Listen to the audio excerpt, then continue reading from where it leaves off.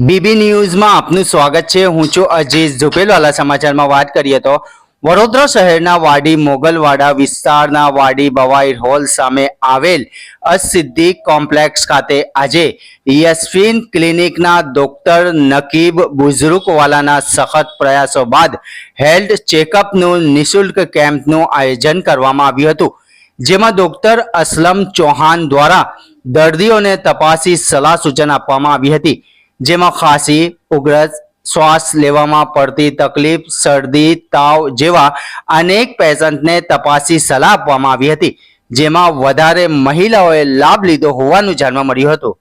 સાંભળીએ ડોક્ટર અસલમ ચૌહાણ અને ડોક્ટર નકીબ બુઝરુકવાલા શું કહી રહ્યા છે। રિપોર્ટ અઝીઝ ઝુપેલવાલા।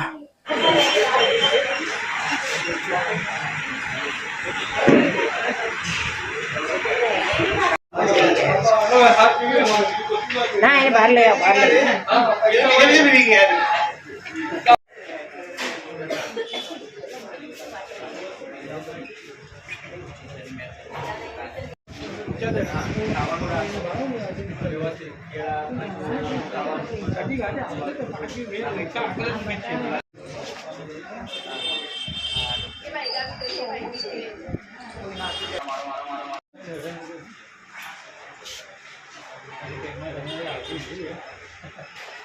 આવે છે શ્વાસ નળીમાં, બરાબર। પંપ ચાલુ કરવો પડશે અને શ્વાસની ગોળી ચાલુ કરવી પડશે, બરાબર। ઇન્શાલ્લાહ થઈ જશે શ્વાસમાં રાહત।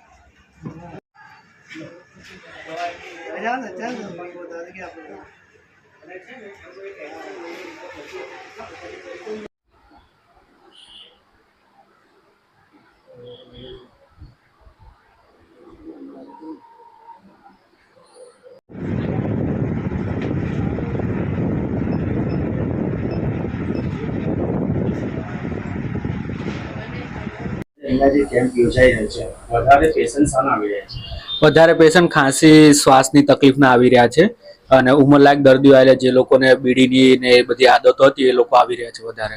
ડોક્ટર નકીબ બુઝરુકવાલા સાહેબે જે કેમ્પ રાખેલો છે એના વિશે શું કહેશો?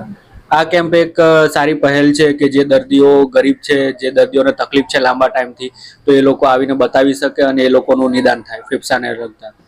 સાહેબ, આમાં નિઃશુલ્ક શું છે? તપાસ છે, દવા છે? તપાસ પણ નિઃશુલ્ક છે અને એક ફેફસાની તપાસ કરીએ છીએ અમે, જેને પીએફટી કહીએ, એ પણ ફ્રીમાં રાખવામાં આવે છે। આપણું નામ છે? મારું નામ doctor Aslam Chauhan, MD pulmonologist.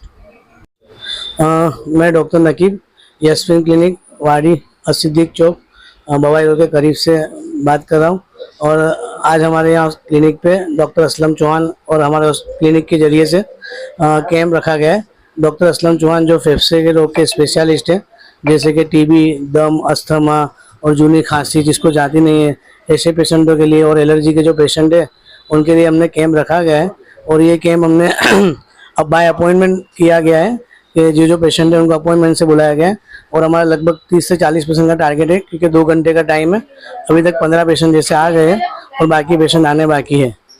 आज के दौर में जो बीमारी फैल रही है उसके लिए क्या कैंप होना जरूरी है? और हाँ, इसके लिए क्या लोगों में जागरूकता आती है। हमारे वहाँ पेशेंट को जो व्यसन होते हैं, तम्बाकू, बीड़ी, सिगरेट, और जो लोग अपनी कम्युनिटी में जो व्यसन ज़्यादा करते हैं, ऐसे लोगों को आगे जाके हथेली बीमारी जैसे कि कैंसर है, दम है, अस्थमा है, ऐसे होते रहते हैं और ऐसे पेशेंटों को पता नहीं होता है।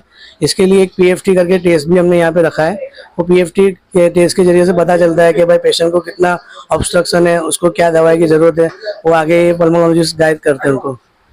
ઘંટી છે તેમને ક્લિક કરો જેથી અપડેટ ન્યૂઝ તમારા સુધી પહોંચી શકે।